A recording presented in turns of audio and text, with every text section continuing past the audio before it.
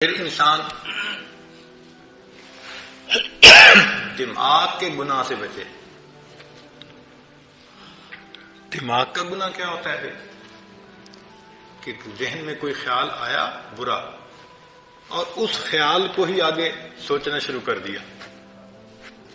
اگر وہ غیر محرم کا خیال ہے تو یہ دماغ کا زنا ہے، سوچ کا زنا ہے، اور اس میں نوجوان بچے اور بچیاں زیادہ ملوث ہوتے ہیں۔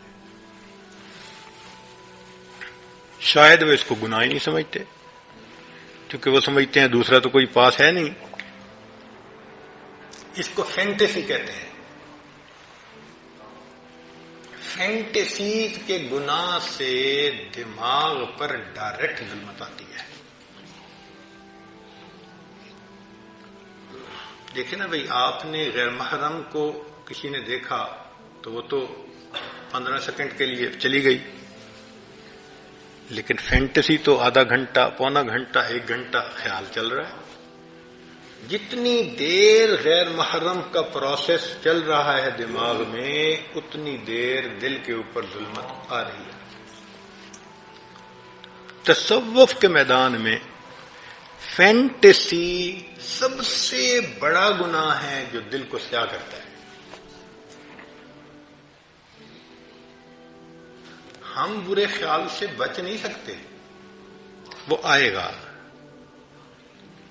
مگر ہم اس کو جھٹک تو سکتے ہیں نا۔ تو شریعت کہتی ہے کہ تم جھٹک دو۔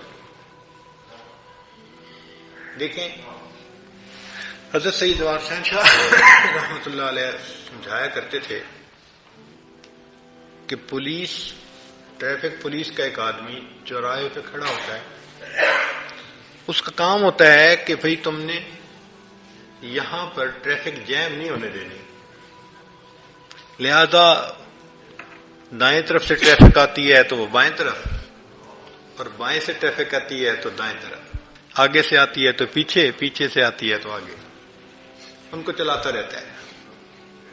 جب تک ٹریفک اپنی اپنی طرف چلتی رہے گی، وہ ایک کامیاب ٹریفک کنٹرولر سمجھا جائے گا، اس کو انعام بھی ملے گا، تنخواہ بھی ملے گی، اس کو اپریسیشن کے لیٹر بھی ملیں گے۔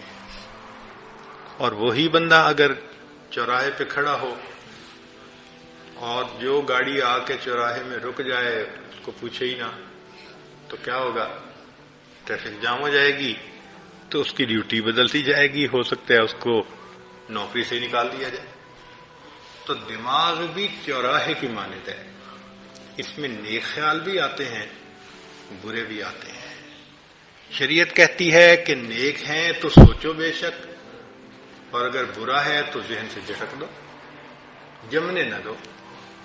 تو ایک اصول کی بات یاد رکھیں، برا خیال ذہن میں آنا برا نہیں ہے، برا خیال ذہن میں آنا برا نہیں ہے، برے خیال کو دل میں لانا اور دل میں جمانا یہ برا ہے۔ بات سمجھ گئے؟ احیاناً خیال آ جائے کوئی بھی تو برا نہیں ہے، وہ اس کو جھٹک دو، کیونکہ خیال کا آنا بس میں نہیں ہے ہمارے، ہر طرح کے خیال آتے ہیں، اور یہ بھی اللہ کی قدرت ہے اور اللہ کی نعمت ہے خیالات کا آنا۔ اچھا سوچیں، آپ کو بیوی نے کہا جی کہ مجھے افطاری کا سامان بنانا ہے، تو آپ ذرا بازار سے فلاں فلاں چیزیں لے آئیں۔ آپ گھر سے نکلے، راستے میں ایک بہت اسکول کے زمانے کا دوست مل گیا، 15-20 سال کے بعد ملاقات ہوئی، بڑا اچھا لگا، آپ اس سے حال احوال پوچھنے لگے، بات چیت کرنے لگے، مگر جب آپ اس سے بات کر رہے ہیں تو آپ کے ذہن میں بار بار خیال آ رہا ہے کہ مجھے چیزیں پہنچانی ہے۔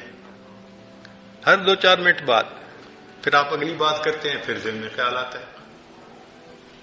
اگر یہ خیال نہ آتا اور آپ جس خیال میں لگے ہیں وہی ہوتا تو آپ کو تو وہیں کھڑے کھڑے افطاری کا وقت ہو جاتا، اور گھر آتے تو پھر آپ کی افطاری بہت اچھی ہوتی۔